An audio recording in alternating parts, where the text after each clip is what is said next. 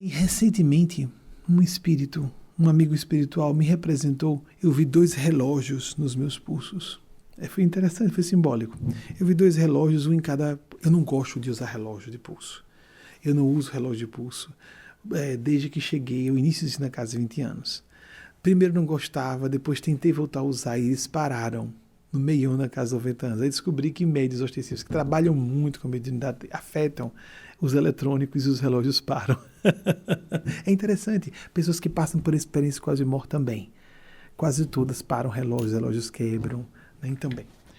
Eu não conheço como está com essa tecnologia nova, mas a gente está botando tudo no celular mesmo, não faz falta. E eu me vi, então, uma coisa que não é típica minha, com 2 relógios de pulso. O que foi? Por que 2 relógios? Por que vocês estão mostrando a imagem eu estando com 2 relógios? Aí então o amigo espiritual disse, e eu me recordo que lá atrás, no início dessa década, numa palestra, o espírito Mateus Nacleto fez uma psicofonia ao vivo e falou com uma senhora da plateia, uma senhora jovem, e falou desse conceito.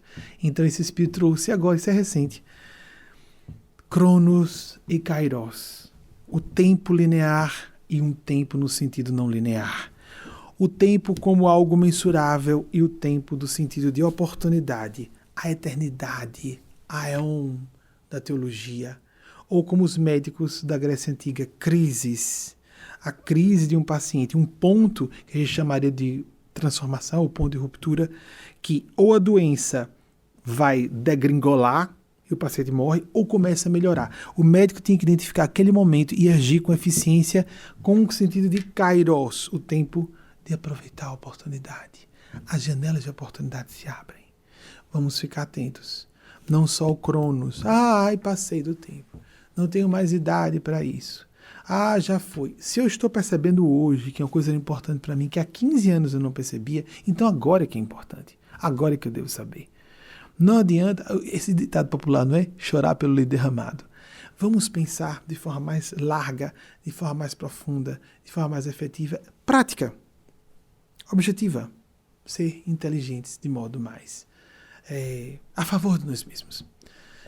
Eu achei essa história do Kairos, os dois relógios, temos que usar os 2 sentidos, de aproveitar as janelas de oportunidade, o que os americanos chamam de timing. Foi um bom timing, mas o timing não se aplica necessariamente a isso, é uma forma de interpretar, mas nossa, que pessoa que sacou a tendência, os grandes empresários, os grandes inventores, né, de tendências, eles captam, porque não é só perceber uma tendência, é criar uma tendência, não é?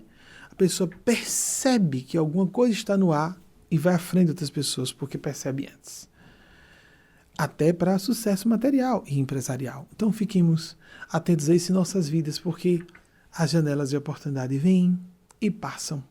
Nós poderíamos ter dito a um filho, quantas pessoas que se lamentam, isso é tão comum, gente. Morreu meu pai, minha mãe, não disse o quanto essa pessoa era importante para mim, socorro. Por que as pessoas têm tanto isso? Porque não falam.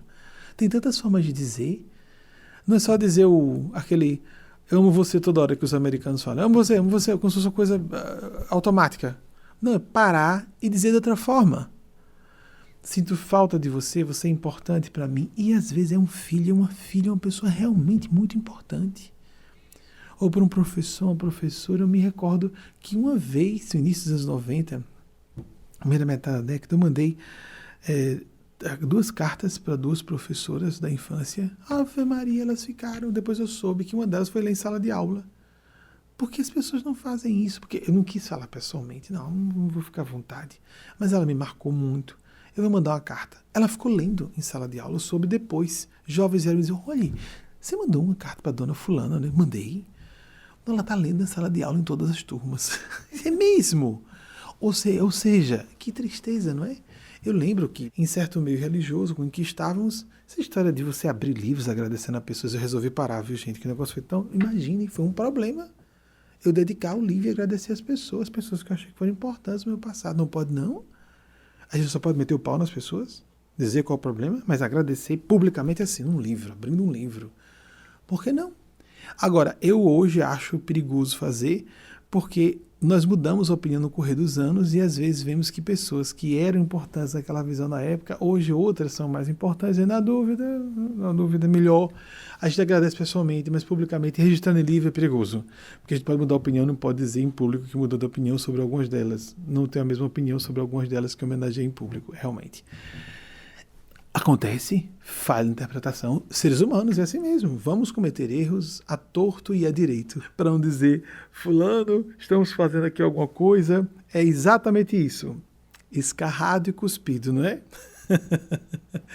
Encarrara esculpida, é essa a origem da expressão, então não é, é a torto e a direito, das duas formas, fazendo torto ou fazendo direito, nós vamos cometer falhas, não tem jeito.